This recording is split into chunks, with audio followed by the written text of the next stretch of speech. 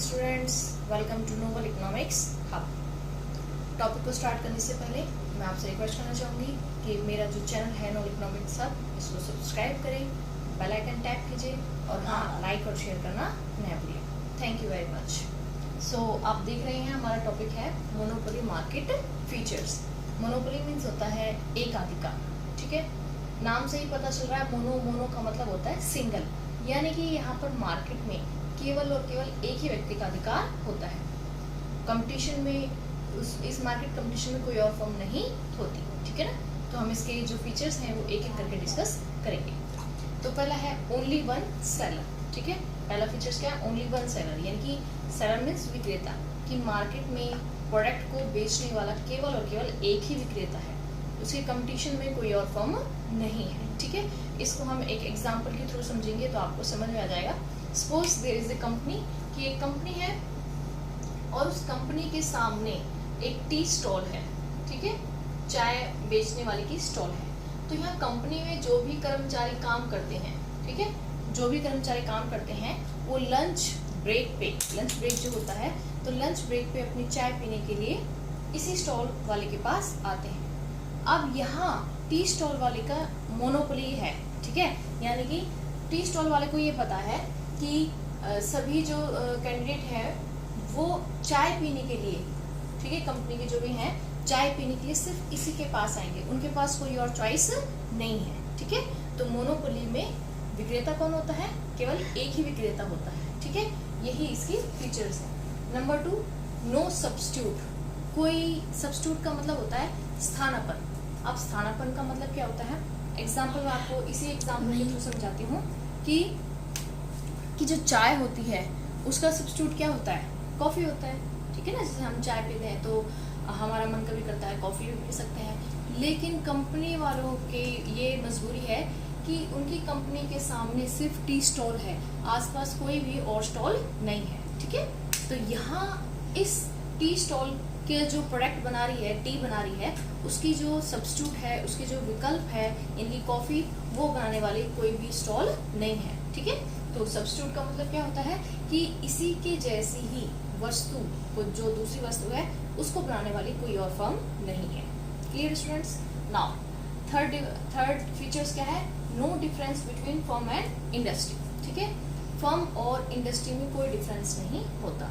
देखिए, फर्म क्या होती है, इंडस्ट्री क्या होती है, ये आपको पहले समझना चाहिए। देखिए, किसी वस्तु को, किसी प्रोडक्ट को बनाने वाली बहुत सारी फर्में हो सकती हैं, ठीक है। किसी वस्तु को बनाने वाली बहुत सारी फर्में होती हैं और उन फर्मों के समूह को हम क्या बोलते हैं? इंडस्ट्री। उन फर्मों के समूह को क्या बोलते हैं? इंडस्ट्रीज बोलते हैं, ठीक है। अब क्योंकि मोनोपोली मार्केट हम पढ़ रहे हैं, अभी मैंने बताया मोनोपोली में केवल एक ही विक्रेता होता है, यानी कि एक ही फर्म होती है, और फर्मों के समूह को क्या बोलते हैं? इंडस्ट्री बोलते हैं। लेकिन फर्म कितनी है? मोनोपोली में केवल एक ही है, यानी कि वो फर्म ही स्वयं में क्या है? इंडस्ट्री है। So there is no difference between firm and industry. Firm और इंडस्ट्री में कोई डिफरेंस नहीं होता। Clear students? Now next features है कंट्रोल ऑन प्रोडक्ट सप्लाई। यहाँ बहुत ध्यान देने की जरूरत है। देखिए स्टूडेंट्स, प्रोडक्ट सप्लाई यानी कि कंपनी जो प्रोडक्ट बेच रही है, ठीक है, वो अपनी वस्तु की सप्लाई पर उसका पूरी तरह कंट्रोल है। कितनी मात्रा में वो बेचना चाहती है, उसका डिसीजन पूरी तरह यही खुद करेगी, मोनोपोली करेगी। अब इसको भी हम इस टी स्टॉल के एग्जांपल से देखेंगे। जैसे मान लीजिए टी स्टॉल वाले का डिसीजन है कि भी मैं एक दिन में जो है 100 टी कप जो है वो सेल करूंगा, ठीक है। अब 100 टी कप का वो क्या प्राइस रखेगा, ये भी वो खुद डिसाइड करता है, ठीक। अब यदि वो ये चाहता है कि मैं और ज्यादा टी जो है वो सेल करूं, इसके लिए उसको प्राइस को क्या करना पड़ेगा? लो करना पड़ेगा। यदि वो प्राइस को लो करेगा तो जो कस्टमर्स हैं वो और ज्यादा आ सकते हैं और टी की डिमांड क्या है? बढ़ जाएगी, ठीक है। तो यानी कि वो सप्लाई को क्या कर सकता है? डिसाइड कर सकता है। लेकिन अगर वो ये चाहता है कि नहीं, मैं सप्लाई को कम कर दूं और प्रॉफिट ज्यादा गेन करूं, तो जैसा कि मैंने बताया कि वह 100 टी का जो है डिसीजन ले चुका है कि 100 टी वो एक दिन में सेल करेगा। अब यदि वो ज्यादा प्रॉफिट कमाना चाहता है तो 100 से क्या कर सकता है? वो 100 से 80 कर सकता है, ठीक है। अब जब सप्लाई कम हो जाती है तो ग्राहक जो पहले वाले थे वो भी चले जाते हैं, ठीक है। जो बाकी बचे हुए ग्राहक हैं वो उनसे ज्यादा जो है पैसा जो है वसूल करता है। तो ये मोनोपोली की अपनी डिसीजन पे डिपेंड करता है कि वो किसी वस्तु की सप्लाई कितनी करे। अधिक करेगा तो वस्तु का प्राइस क्या हो जाएगा, कम। ठीक है, यदि सप्लाई को वो बढ़ा देता है तो उसके प्रोडक्ट का प्राइस क्या हो जाएगा, कम। और यदि वो वस्तु के प्राइस को कम कर देगा तो उसकी जो वस्तु की सप्लाई को कम कर देगा तो उस वस्तु का जो प्राइस है वो क्या हो जाएगा, बढ़ जाएगा। तो ये एक अधिकारी कंपनी जो है उसकी मर्जी पर डिपेंड करता है कि वो सेल ज्यादा करना चाहती है, वस्तु की मात्रा को ज्यादा बेचना चाहती है, या वो प्राइस का गेम बढ़ाकर प्रॉफिट कमाना चाहती है। ठीक है, तो प्रोडक्ट की सप्लाई पर उसका खुद का नियंत्रण होता है। तो अगला फीचर है देखिए students, no entry on others firm, कि जो दूसरी फर्में होती हैं वो इस मार्केट में एंटर नहीं कर सकती। कारण क्या है, बहुत सारे रीजन है स्टूडेंट्स। देखिए, कोई अब क्योंकि एक ही फर्म है, ठीक है, कस्टमर्स की मजबूरी है, कोई और फर्म आसपास नहीं है, तो उनको इसी फर्म से वस्तु लेनी पड़ेगी, चाहे जो ये कीमत रखे।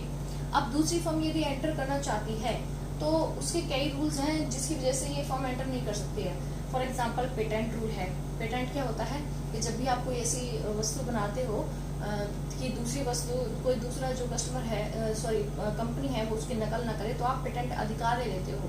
तो उसके तहत क्या होता है कि आप उसके ही जैसी कोई और वस्तु नहीं बना सकते। ठीक है, दूसरा और भी क्या रिस्ट्रिक्शन हो सकती हैं, अवरोध हो सकते हैं मार्केट में, कि मोनोपोली मार्केट में जो प्रोड्यूसर होता है उसने पहले से ही मार्केट में बहुत ज्यादा कंट्रोल कर रखा होता है। ठीक है ना, तो दूसरी मार्केट को उस मार्केट को स्टैब्लिश्ड होने में, दूसरी कंपनी को स्टैब्लिश्ड होने में टाइम लगता है, जो कि पहले वाली कंपनी नहीं करने देगी। ठीक है, तो इसमें अदर्स कंपनी बिल्कुल भी एंटर मार्केट में नहीं कर सकती। ठीक है, नेक्स्ट फीचर है प्राइस मेकर।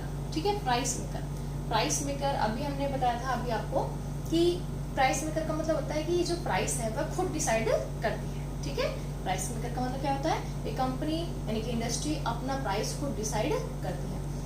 कैसे कि यदि फर्म अधिक मात्रा बेचना चाहती है, प्रोडक्ट की अधिक मात्रा बेचना चाहती है, तो वो प्राइस को क्या रखेगी, वो प्राइस को कम करेगी। ठीक है, प्राइस कम होने की वजह से क्या होगा, उसकी जो प्रोडक्ट की डिमांड है वो बढ़ जाएगी। ठीक है, डिमांड क्या हो जाएगी, बढ़ जाएगी। ठीक, तो प्राइस कम होने से डिमांड बढ़ जाती है, इसका उल्टा। ठीक है, इसका उल्टा क्या होता है कि यदि प्राइस जो है वो बढ़ जाएगा तो डिमांड क्या हो जाएगी, कम हो जाएगी। ठीक है, तो ये खुद डिसाइड करता है कि कौन सा प्राइस रखना चाहता है। यदि प्रॉफिट कमाना चाहता है तो हाई प्राइस रखेगा, और यदि मार्केट पे कंट्रोल करना चाहता है तो लो प्राइस रखेगा। अभी जैसे हमने फ्यूचर में पढ़ा था ना कि नई फर्म एंटर नहीं कर सकती हैं, तो नई फर्मों को नई फर्म एंटर ना करें इसके लिए वो क्या रखेगा, लो प्राइस रखेगा। क्लियर है, और जब इसको चाहिएगा, जब इसको लगेगा कि अब मैं प्रॉफिट कमा सकता हूँ तो ये हाई प्राइस रख सकता है, और क्योंकि कस्टमर्स की मजबूरी है कि उनको वस्तु यहीं से खरीदनी पड़ेगी, कोई और सब्स्टिट्यूट अवेलेबल नहीं है। ठीक है, इसको हम एक और एग्जांपल से भी बता सकते हैं, जैसे कि रेलवे है, हमारा जो रेलवे डिपार्टमेंट है वो गवर्नमेंट के कंट्रोल में है, तो जो प्राइस गवर्नमेंट डिसाइड करेगी, ठीक है, वही सभी पैसेंजर्स को मानना पड़ेगा। ठीक है, उनके पास और कोई चॉइस तो है नहीं। नाउ लास्ट फीचर्स क्या है, एआर और एमआर जो है वो डिफरेंट होते हैं। एआर मीन्स होता है एवरेज रिवेन्यू और एमआर मीन्स होता है मार्जिनल रिवेन्यू। ये दोनों डिफरेंट होते हैं। इसको मैं आपकी डायग्राम के थ्रू समझाते हैं। देखिए, ये होता है मोनोपोली का एआर और एमआर।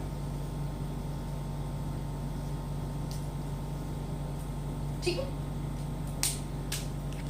तो मोनोपोली में जो एआर एमआर है वो हॉरिजन के नजदीक होते हैं। कैसे होते हैं, हॉरिजन के नजदीक। इसका मतलब क्या है कि यदि वो प्राइस बढ़ा देगा, देखिए एवरेज रिवेन्यू जो होती है इसी का ही दूसरा नाम क्या होता है, प्राइस। कीमत का दूसरा नाम क्या होता है, प्राइस होता है। ठीक है, यानी कि जितनी एवरेज रेवेन्यू आएगी उतनी ही कीमत वस्तु की रखी जाती है। तो यदि कंपनी जो है मोनोपोली कंपनी यदि इतनी मात्रा बेचना चाहती है, ठीक है, तो वो प्राइस को क्या रखेगी, हाई। ठीक है, यदि वो क्वांटिटी कम सेल करना चाहती है तो प्राइस को क्या रखेगी, हाई। इस पोजीशन में वो ज्यादा प्रॉफिट गेन कर सकते हैं, क्योंकि यहाँ से ओ से लेके पी तक का वो प्राइस जो है वो कलेक्ट कर ले, ठीक है। लेकिन अगर फर्म ये चाहती है कि पूरी मार्केट पे उसका ही कंट्रोल हो, कोई और फर्म एंटर ना करे, तो वो क्या करेगी, बिक्री जो है अपनी क्वांटिटी है वो बढ़ाना चाहेगी। क्वांटिटी बढ़ाने के लिए उसको क्या करना पड़ेगा, उसको प्राइस जो है वो लो करना पड़ेगा, ठीक है। तो यहाँ पर देखिए, जब वो कम क्वांटिटी सेल कर रही थी तो ज्यादा प्राइस कलेक्ट कर रही थी, ठीक है। और यदि वो अपनी क्वांटिटी ज्यादा बेचना चाहती है, ठीक है, तो उसको क्या करना पड़ेगा, प्राइस थोड़ा कम करना पड़ेगा, ठीक है। तो मोनोपोली मार्केट में एआर और एमआर कैसे होते हैं, दोनों की दोनों ही नीचे की ओर झुके हुए होते हैं, ठीक है। कैसे होते हैं, दोनों की ओर नीचे की ओर झुके हुए होते हैं, ठीक है।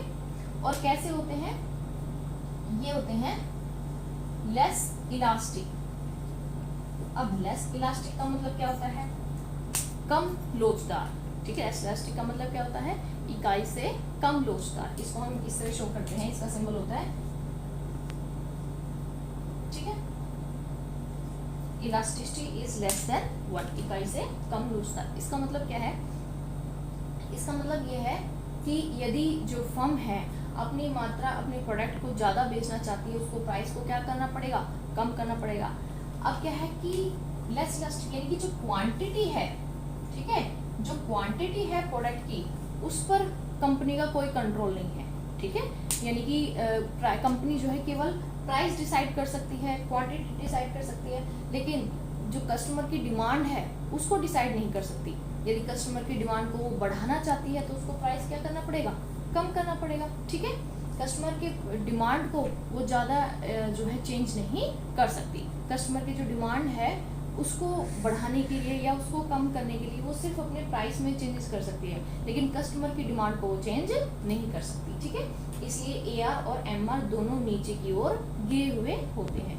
नीचे की ओर गिरे हुए होने का मतलब क्या है, यदि वो ज़्यादा बिक्री करना चाहती है, ग्राहकों को ज़्यादा अपनी ओर आकर्षित करना चाहती है, तो उसको अपना जो प्राइस है वो कम करना पड़ेगा, ठीक है स्टूडेंट्स। तो ये फीचर्स थे, एक बार हम रिवाइज कर लेते हैं स्टूडेंट्स। पहला है वन सेलर, केवल एक ही सेलर होता है, मार्केट में कोई और नहीं होता। Number 2, no substitute. एग्जाम्पल के थ्रू मैंने आपको बताया था कि कोई भी और विकल्प नहीं है, जैसे चाय के स्थान पर यहाँ पर कॉफ़ी बेचने वाला, सेल करने वाला कोई भी सेलर नहीं है। No difference between firm and industry, की मोनोपोली में फर्म और इंडस्ट्री में कोई अंतर नहीं होता। जो फर्म होती है वही अपने आप में क्या होती है, इंडस्ट्री होती है, ठीक है। और क्या बताया था, कंट्रोल ऑन प्रोडक्ट सप्लाई, कि जो प्रोडक्ट वो बना रही है उसकी वो ज़्यादा मात्रा बेचना चाहती है या कम मात्रा बेचना चाहती है, इसका कंट्रोल किसके हाथ में होता है, मोनोपोली के हाथ में होता है, ठीक है। वो खुद डिसाइड करता है कि वो कितनी मात्रा बेचना चाहेगा। No entry on other firm, की कोई भी नई फर्म जो है वो मार्केट में एंटर नहीं कर सकती। बहुत सारे रूल्स और रेगुलेशन होते हैं जिसकी वजह से नई फर्म मार्केट में एंटर नहीं कर सकती, ठीक है। प्राइस मेकर, कि प्राइस जो है वो कंपनी खुद डिसाइड करती है, ठीक है। डिमांड को वो इफेक्ट थोड़ा बहुत कर सकती है लेकिन ज़्यादा नहीं कर सकती। प्राइस और क्वांटिटी वो खुद डिसाइड करती है ताकि डिमांड को थोड़ा बहुत इफेक्ट वो कर सके, ठीक है।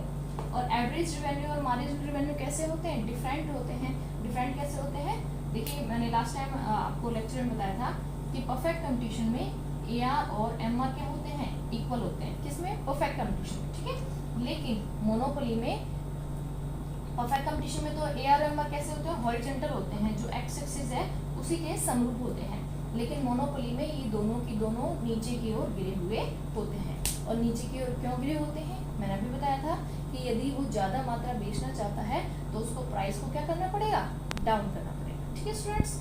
तो ये फीचर्स हैं, मोनोपोली के फीचर्स हैं। आई होप आपको समझ में आ गया होगा। और अगर आपको ये वीडियो अच्छी लगती है तो प्लीज़, अच्छी लगी तो आप प्लीज़ इसको सब्सक्राइब करें, बेल आइकन दबाइए और लाइक और शेयर करना न भूलें। Thank you very much.